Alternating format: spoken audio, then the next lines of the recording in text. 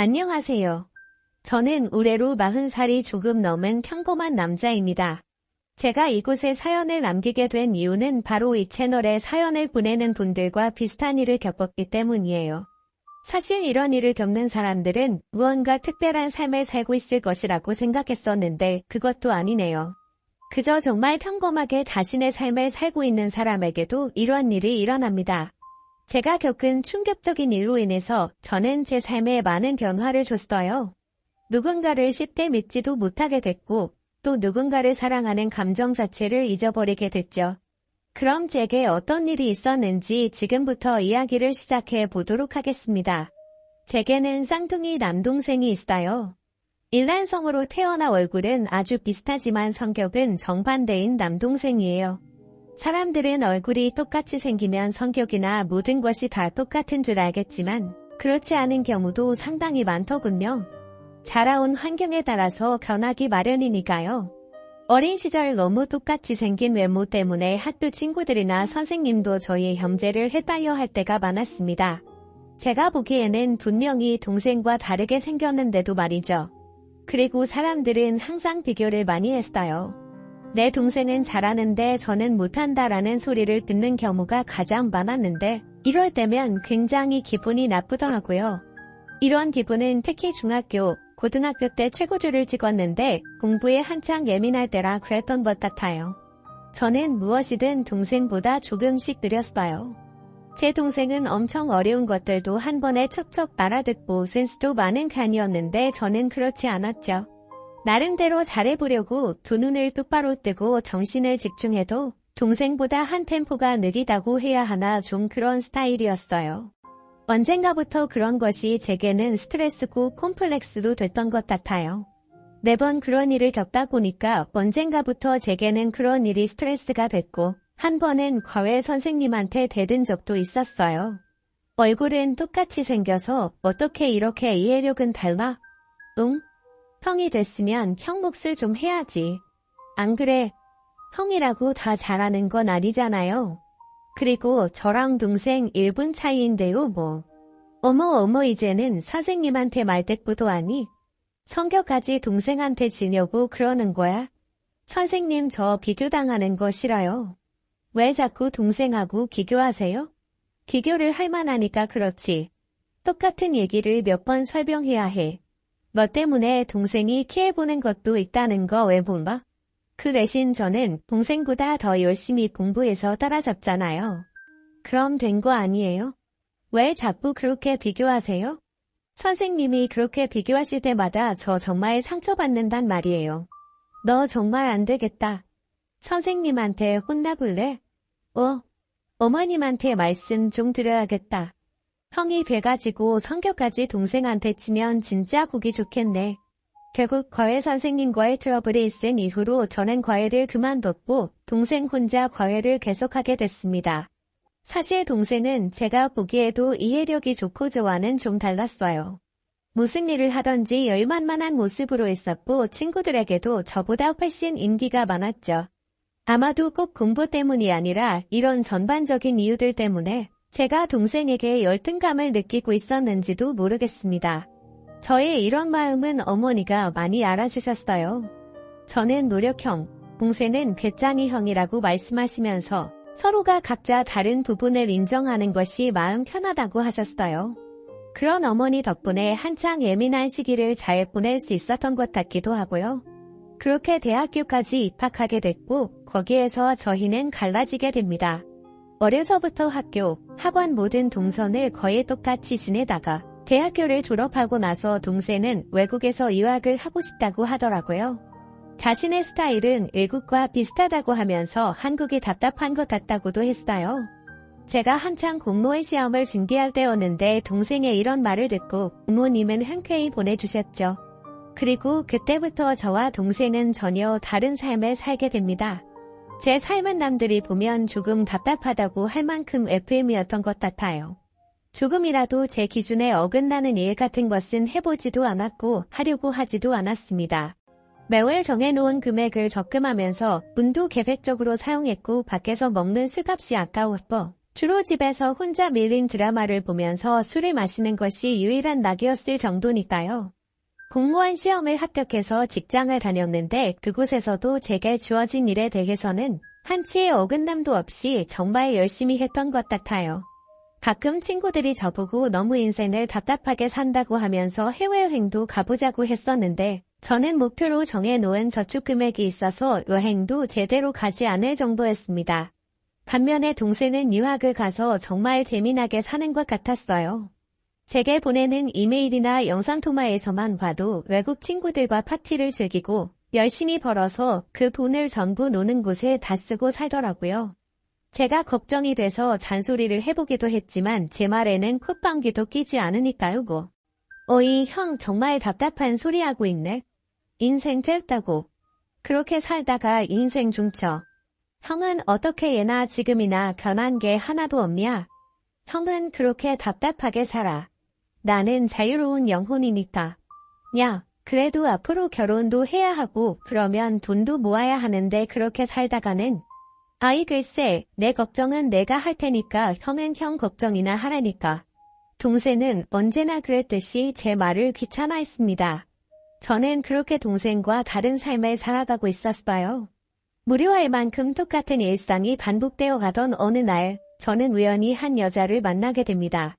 꽃가게에서 알바를 하던 여자였는데 버스 정류장 근처에 위치한 곳이라 버스를 기다리며 제가 구경을 많이 하고 있었어요. 긴 생머리에 쾌활한 말투가 참 좋은 인상을 가졌던 그녀는 밖에서 제가 어슬렁거리며 화분을 구경할 때도 반갑게 인사를 건네곤 했죠. 안녕하세요. 오늘도 구경하시네요. 안에 더 예쁜 것들 많은데 들어오셔서 한번 보세요. 아니에요. 금방 버스 올 시간이 다 돼서요. 그렇구나. 그럼 내일은 꽃간에서 더 구경해보세요. 꽃은 정말 사람 기분을 좋게 해준다니까요. 네네 알겠습니다. 시간이 맞으면요. 감사합니다.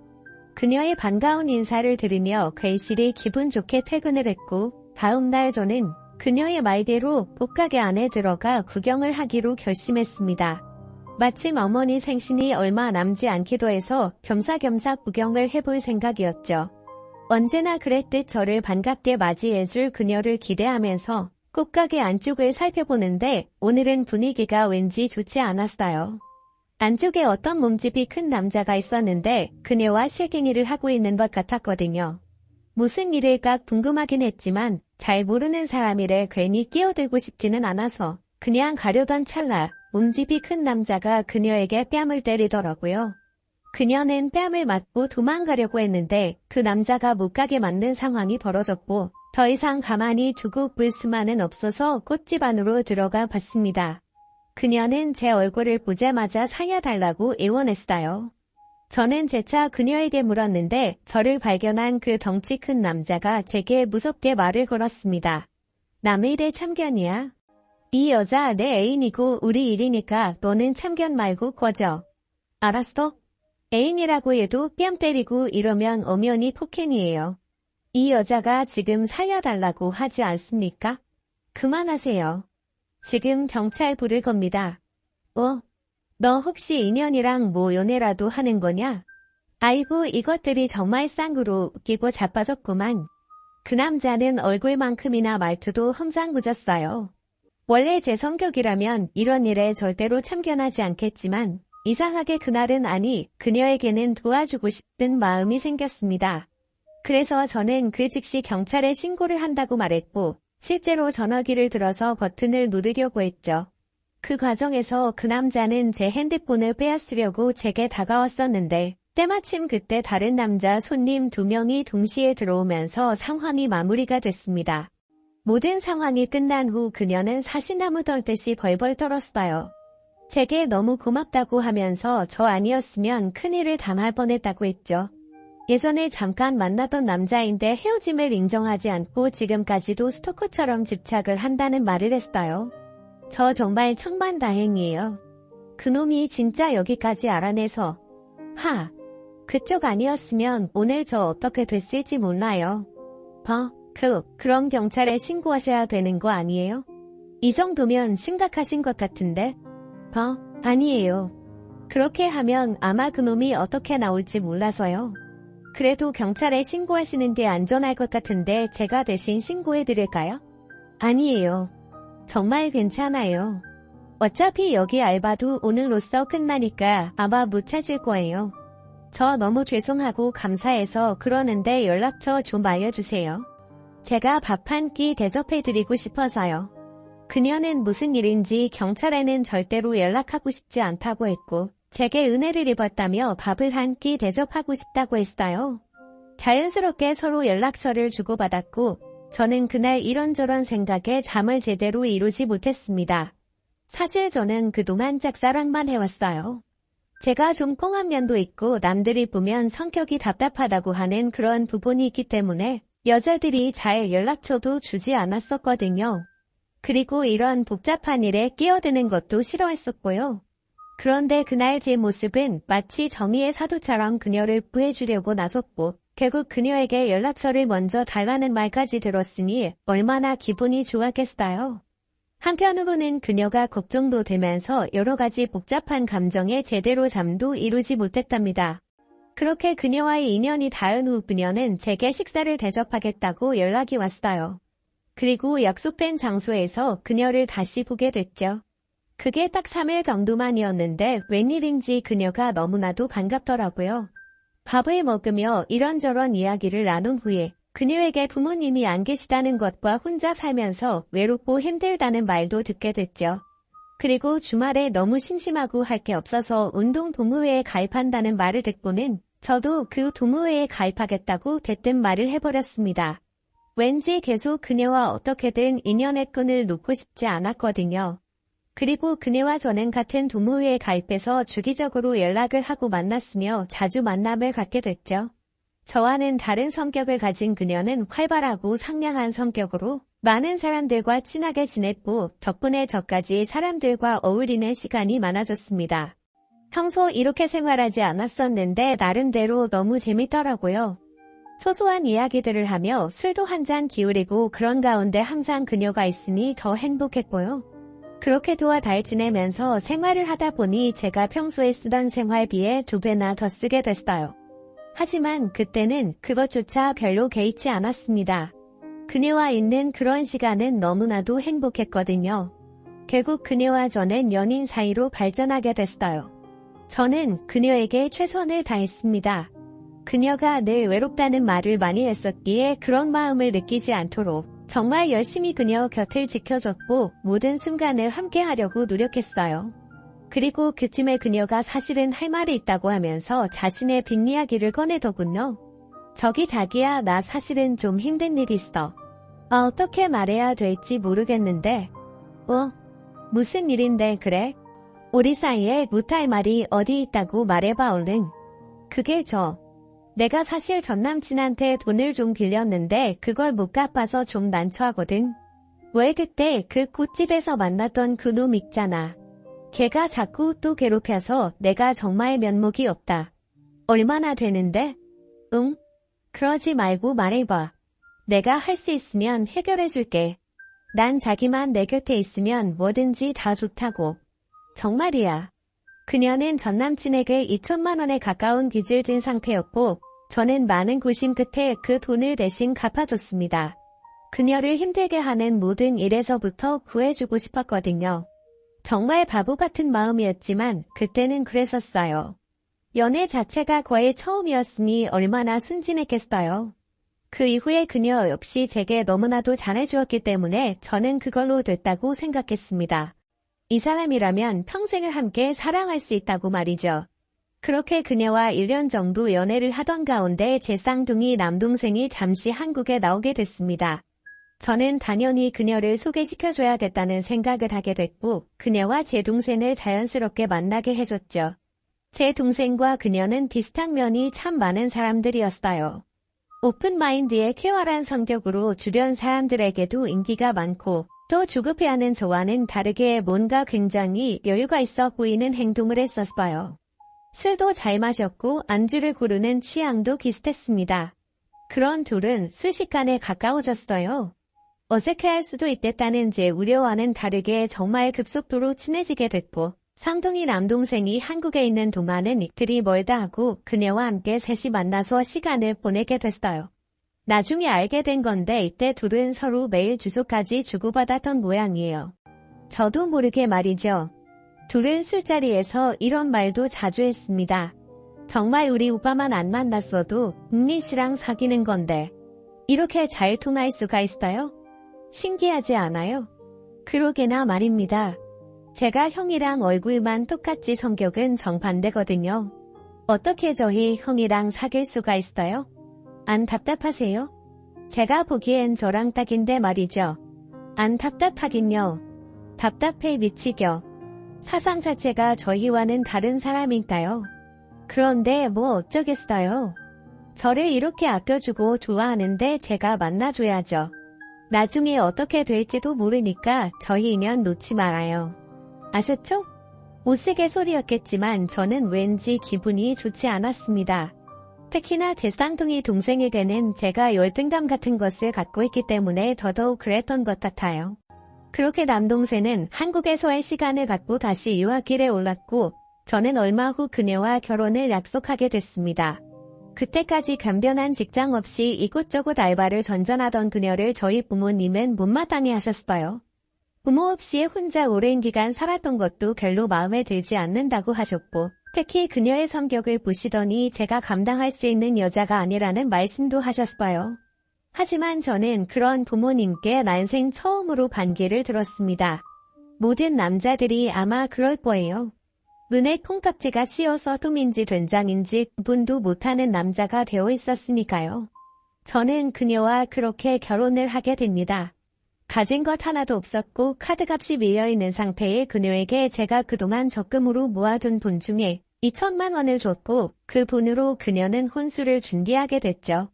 안 그래도 저희 부모님이 마음에 들어하지 않고 있어서 저는 최대한 그녀에게 배려를 한다고 했는데 그녀는 그 상황에서 자신이 너무 갖고 싶었다던 명품백을 떡하니 사오더군요. 그때 저희가 가장 많이 싸웠던 것 같아요. 그녀는 자신에게 결혼 선물로 이 정도는 해줄 수 있는 것 아니냐고 했지만 저는 많이 화가 났었어요. 부모님한테도 기밀로 하고 혼수를 마련하라고 준 돈을 어떻게 그렇게 쉽게 명품백을 살 수 있는지 이해가 되지 않았죠. 대판 싸움을 하고 나서 결국 그녀의 사과로 다시 화가 풀렸는데 이런 일은 결혼을 하고 나서도 반복되더군요. 결혼 후 단 한 푼이라도 모아서 빨리 좋은 집으로 이사도 가고 기반을 마련하려고 했었던 저와는 다르게 그녀는 자신이 사고 싶은 것 쓰고 싶은 것에 아끼지 않고 돈을 잘 썼어요. 그 때문에 번번이 저와 자주 부딪혔죠.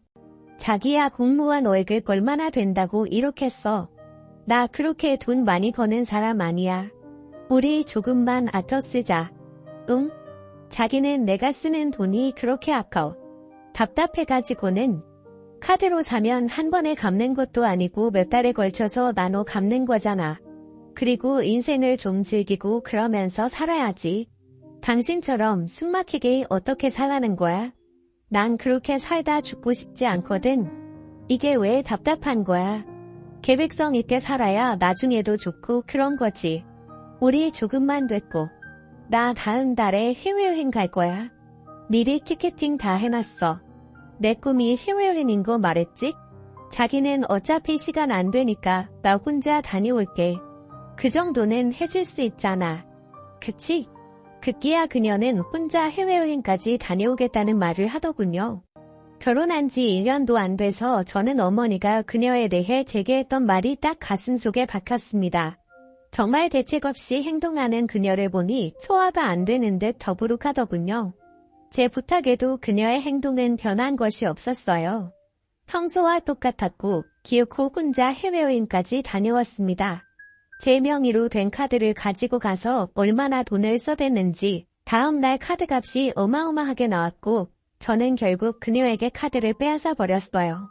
그녀는 그 이후부터 뭔가 더 어긋나게 행동하기 시작했고 자신이 벌어서 쓴다고 하면서 저녁에 헬스장에서 운동 겸 알바를 한다고 하더라고요.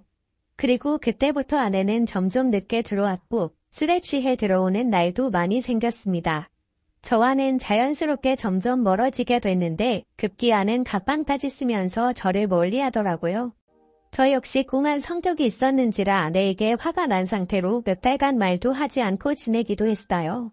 저야 원래 이런 스타일이라서 괜찮다고 하지만 평소에 답답함을 못 참는 아내 역시 제게 말도 걸지 않고 잘도 지내더군요. 아내는 그 후로 다이어트를 하는가 싶더니 헬스장에서 트레이너가 되기로 결심했다면서 운동을 열심히 하더라고요.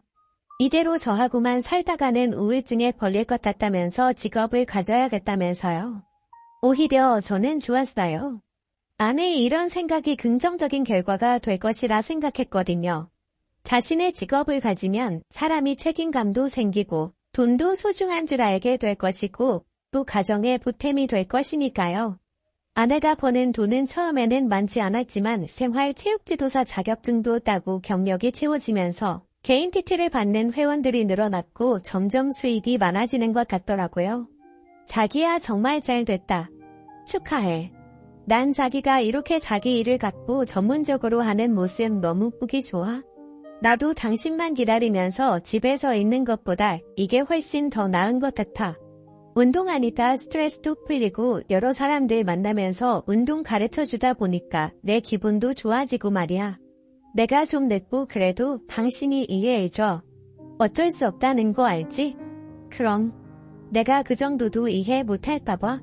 당신도 자기 일 하느라 바쁜 사람이니까 그 정도야 이해해주지. 아내와 저는 이때 조금 가까워지는 듯 했습니다. 서로가 다름을 인정했고 앞으로는 잘 살아보자고 다짐했죠. 그리고 그 무력 쌍둥이 제 동생이 한국에 귀국을 했습니다. 외국에서 하던 공부가 적성에 맞지 않는다고 하면서 아무래도 한국에서 사업을 해야 할 것 같다고 하면서 말이죠. 외국에서 10년 가까이 살아서 그런가 그동안 동생은 많이도 견해 있었어요. 말투부터 옷차림 그리고 생각하는 자체가 저하고는 완전히 180도 딴판이었습니다. 특히나 자신이 하는 행동은 모든 것이 다 옳다고 믿는 그 마음이 하늘을 찌를 듯 했었는데요. 거기에 맞장구를 쳐주는 사람이 바로 제 아내였어요. 아내는 굉장히 오랜만에 만난 제 동생에게 너무나도 친밀한 모습을 보였어요. 진하게 말장난도 치고 마치 엊그제 만난 사이들처럼 가까워 보였죠. 처음에는 보기 좋았습니다. 시댁 식구들과 마찰이 일어나는 것 때문에 힘들어하는 남자들도 많은데 제 아내가 제 동생과 잘 지낸다는 건 굉장히 좋은 일이라고 생각했어요. 하지만 시간이 점점 지날수록 뭔가 지나치게 가깝다는 느낌이 들기 시작하면서 제 마음은 조금씩 불편하더라고요. 더욱이 아내는 오후 시간부터 밤늦은 시간까지 헬스장에서 트레이너로 일을 했는데 오전부터 오후까지 시간이 여유롭다고 하면서 제 동생과 함께 쇼핑도 같이 해주고 혼자 사는 집의 장도 봐주면서 시간을 같이 보내더라고요. 한 번은 제가 조금 서운한 마음에 아내에게 한마디 한 적도 있었습니다. 저기 여보, 우리 집에도 먹을 것도 없는데 내 동생 집에만 너무 신경 써주는 거 아니야? 뭐? 당신 뭘 이렇게 바보 같은 소리를 해? 당신 동생이잖아. 나는 시동생이 유학 갔다 와서 한국 물정 모르니까 같이 장도 봐주고 한 건데. 정말 황당하다. 남들은 이럴 때 보통 고맙다고 하지 않나? 아니 그게 아니라 나는 너무 당신이랑 내 동생이 많은 시간을 보내는 것 같아서 말이야. 아유 이 답답한 인간아. 당신이 그러니까 나한테 맨날 답답하다는 소리 듣는 거야. 사람이 어떻게 하나만 생각하고 둘은 생각 못해? 어디서 이상한 것만 봐가지고 이상한 생각만 가득하고 말이야. 진짜 실망이다. 실망이야. 아내는 화가 잔뜩 난 목소리로 제게 퍼부어서 더 이상 아무 말도 할 수가 없더라고요. 하지만 제 머릿속에는 뭔가가 항상 미심쩍은 마음이 가득했었어요. 그러던 중 아내가 술에 취해 몸도 가누지 못하는 상태로 새벽에 들어온 적이 있었고 저는 아내의 핸드폰을 조심스럽게 열어봤어요. 잠금장치가 미처 다 잠기지 않은 것을 보니 집에 들어오기 직전까지 누군가와 통화를 한 것 같더라고요. 그리고 그 상대는 바로 제 쌍둥이 동생이었습니다. 문자 메시지의 내용을 살펴보니 이미 아내는 제 동생과 자신의 헬스장 회원들과 많은 자리들을 함께하고 있었더군요. 남편분이라고 칭하는 것을 보아하니 제 동생을 아내가 남편이라고 소개시켜준 모양이었어요. 어찌나 기가 막히고 황당하던지 그 메시지를 보는 내내 사시나무처럼 벌벌 떨리는 제 몸을 주체할 수 없을 정도였습니다. 아내는 술에 만취해서 정신을 놓은 상태여서 뭐라 말을 하지 못한 채로 다음 날 출근을 했어요. 그때까지도 아내는 정신도 차리지 못한 상태로 계속 잠만 자고 있었기에 퇴근 후에 아내의 헬스장을 찾아갈 생각을 하고 있었죠. 머릿속이 복잡해서 일도 제대로 손에 잡히지 않았었는데 오랜만에 친구에게서 카톡이 왔습니다. 아내와도 몇 번 만난 적이 있는 대학교 동창 녀석이었어요. 야, 너 오늘 와이프랑 영화 보더라. 분위기 좋던데. 결혼 몇 년 차인데 아직도 그렇게 사이가 좋냐? 부럽다 임마. 하루 종일 직장에서 일만 한 제게 온 친구의 카톡은 정말 황당했어요. 오늘 제가 와이프와 영화를 보고 있었다는 내용이었는데 그 카톡을 읽자마자 뭔가가 불길한 느낌이 확 들었습니다. 저는 그 즉시 친구에게 전화를 걸어서 어떻게 된 영문이냐고 물었고 친구는 영화관에 잠시 들러 표를 예매했다가 저를 봤다고 하더라고요. 순간 회사의 양해를 구하고 미친 듯이 그 영화관으로 뛰어갔습니다. 어떤 생각으로 그랬는지 지금도 아무 기억이 나지 않을 정도이니 아마 제정신이 아니었던 것 같아요. 설마 하는 심정으로 친구가 말한 영화관으로 들어갔고 그곳에 정말 아내가 있었습니다. 그리고 그 옆에는 제 쌍둥이 동생이 함께였고요. 둘은 제가 온 줄도 모르고 영화도 보지 않고 딱 붙어서 입을 맞추고 난리도 아니더군요. 사람도 별로 없었거니와 어두운 와중에도 영화의 불빛 때문에 한눈에 찾아볼 수가 있었어요. 저는 그 즉시 그 둘을 향해 돌진했습니다. 야, 이 미친 것들아. 이 쓰레기들아. 몇 안 되는 극장 안의 사람들은 저를 모두 쳐다봤고 제 동생과 아내 역시 저를 보면서 놀란 토끼 눈을 하더라고요. 너네들이 정말 너네들이 인간이냐? 너 내 동생이고 넌 내 와이프잖아. 어떻게 사람의 탈을 쓰고 이런 짓을 할 수가 있어? 저는 이성을 잃고 말까지 더듬으면서 그 둘을 향해 소리쳤어요. 그러자 제 동생은 저를 마치 이상한 사람 취급을 하더니 제 팔을 부여잡고 나가자고 하면서 끌어당겼죠. 아이 우리 형 또 오버한다 오버해. 형 이러지 말고 나가자. 일단 차분하게 이성적으로 얘기하자고. 이성 같은 소리하고 자빠졌네. 너 같으면 이 상황에 이성을 찾겠냐? 네가 사람이야? 사람이냐고. 봐 형 왜 이래? 형 어차피 주희랑 잠자리 안 한 지도 꽤 된 거 아니야? 그럼 뭐가 문젠데? 우리가 좋아서 만나는데 뭐가 문제야? 너 이놈의 자식. 저는 뻔뻔한 동생의 말을 듣고 얼굴을 향해 주먹을 날렸습니다. 동생은 그 자리에서 쓰러졌고 저는 쓰러진 동생을 향해서도 분이 풀리지 않아 계속 때리려고 했죠. 옆에 있던 아내는 저를 말리면서 이상한 사람이라며 소리쳤어요. 당신 미쳤어? 뭐 하는 짓이야? 당신 동생한테 내가 뭐 했어? 뭔 짓 했냐고. 왜 이렇게 난리인데. 당신 나 미행하니? 이제는 하다 그런 짓까지 해. 아내 역시 정말 사람의 탈을 쓰고는 하지 못하는 말을 제게 하더군요. 두 사람에게 완전히 농락당한 것 같은 기분이 들어 저는 더 이상 아무 말도 나오지가 않았습니다. 이 상황이 어찌나 억울하고 기가 막히던지 눈물만 줄줄 흘렀어요. 당신 어떻게 정말 이럴 수가 있니? 여태까지 나를 바보로 알고 농락한 거야. 그런 거야? 니네 헬스장 식구들한테도 다 남편이라고 소개한 거 내가 모를 줄 알아? 내가 너한테 도대체 뭘 잘못했니? 영화관은 아수라장이 됐고 저는 그곳 직원들에 의해서 극장 밖으로 나올 수밖에 없었어요. 제가 그렇게 이끌려 나오는 동안 그 둘은 다른 쪽으로 제 눈을 피해서 달아나 버렸습니다. 어디에서부터 잘못된 건지 도대체 제가 뭘 어떻게 해야 할지 아무것도 모르겠더라고요. 저 같은 상황을 겪으신 분들이 아니시라면 제 마음을 상상도 하지 못하실 겁니다. 결국 저는 그 뒤로 아내가 근무하는 헬스장에 먼저 갔어요. 저는 단 한 번도 가서 인사를 하지 않았지만 제 얼굴을 보고 바로 남편군이라고 말을 하는 것을 보니 얼마나 제 쌍둥이 동생이 드나들었는지 알겠더군요. 그 사람들에게 모든 사실을 말했어요. 당신들이 알고 있는 사람은 진짜 남편이 아니라 저의 쌍둥이 동생이라고요. 그러니까 제발 그런 그지 같은 인성을 가진 사람한테 운동을 배우지 말라고 말이죠. 헬스장 대표부터 시작해서 어리둥절한 표정을 하고 있었지만 저는 얼른 카운터로 가서 그곳 직원에게 저희 아내에게 개인 PT를 받는 사람들에게 이 사실을 알려달라고 간곡히 부탁했습니다. 제가 얼마나 간절했냐면 그 말을 하는 동안에 손과 입이 벌벌 떨리고 눈물이 줄줄 흘렀어요. 그걸 본 직원분이 제게 휴지까지 건네줄 정도였고요. 제 쌍둥이 동생이랑 바람난 제 와이프한테 제발 다른 사람들이 운동을 안 배웠으면 좋겠어요. 아무리 사생활이라고 하지만 이건 인성적인 문제잖아요. 사람 가르치는 사람이 이러면 되나요?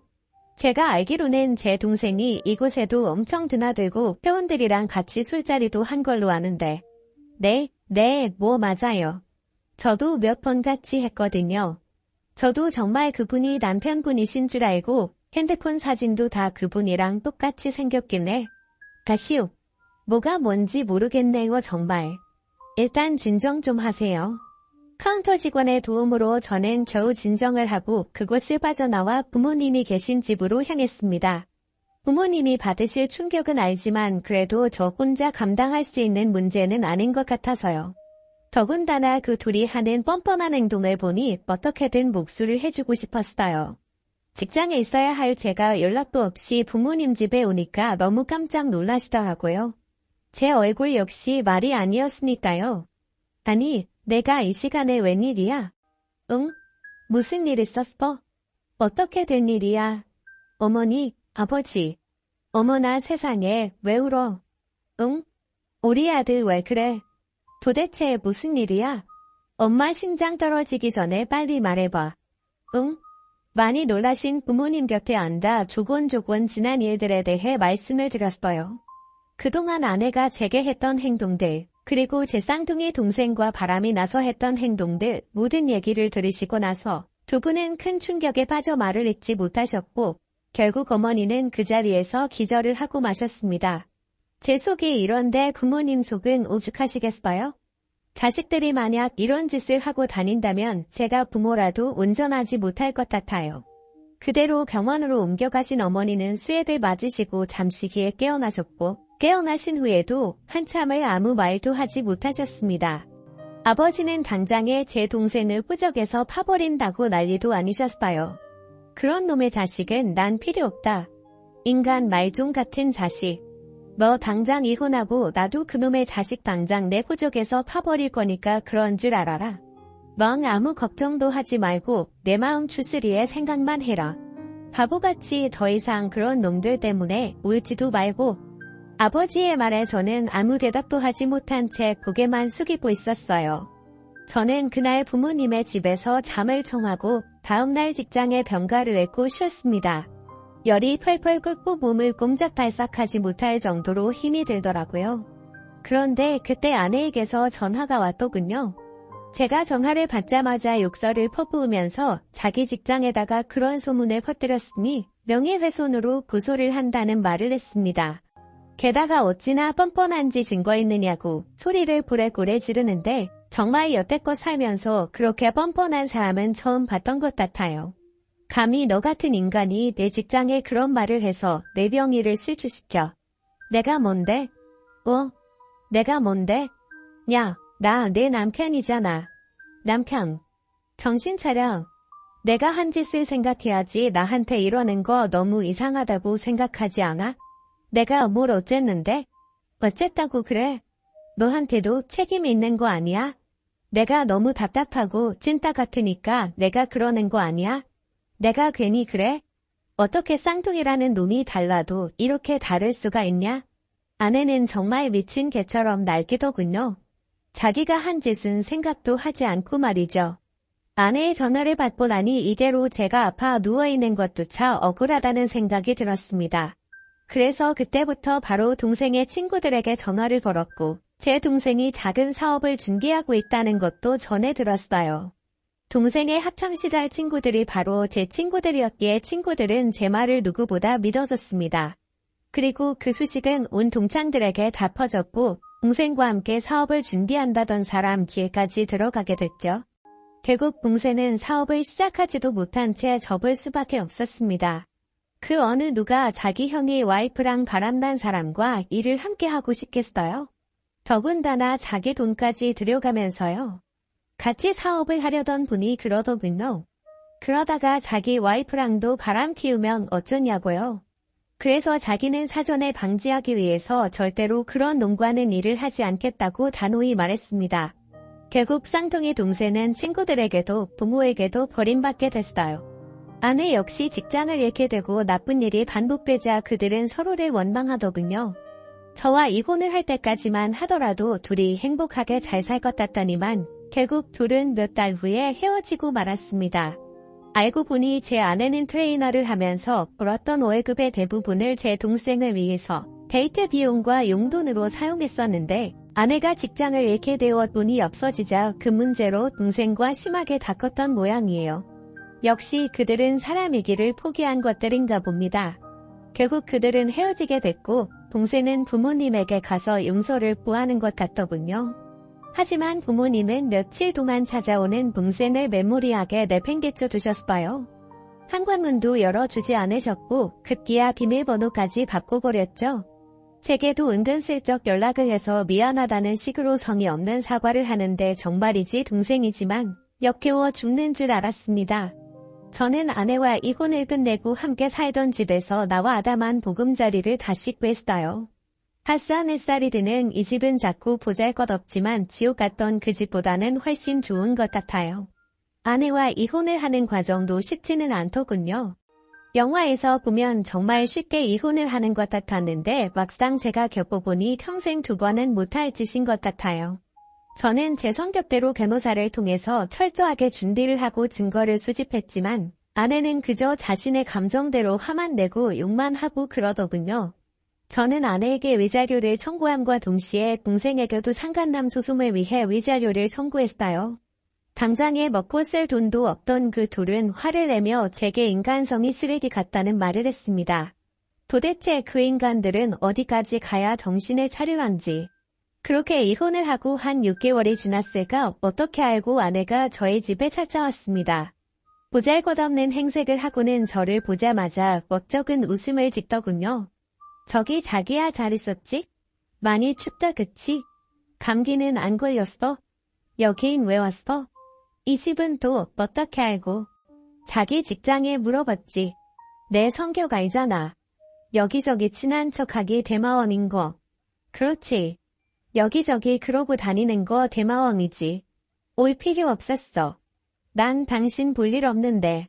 그렇게 욕할 땐 언제고. 그때는 내가 좀 정신이 나갔었나 봐.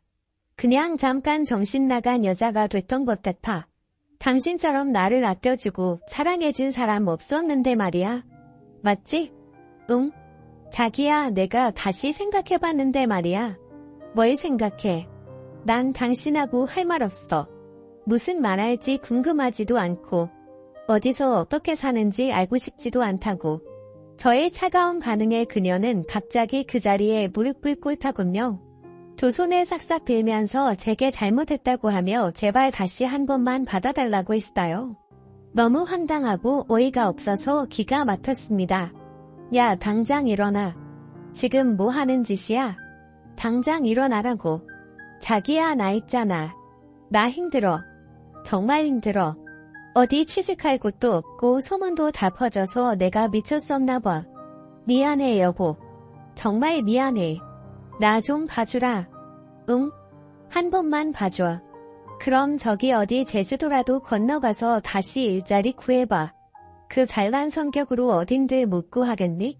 그리고 이 집에는 제발 더러운 내 발길이 안 닿길 바란다. 두 번 다시 찾아오면 경찰 부를 거니까 그런 줄 알아. 저는 무릎 꿇고 빌고 있는 그녀를 매몰차게 거절하고 집 안으로 들어와 버렸습니다.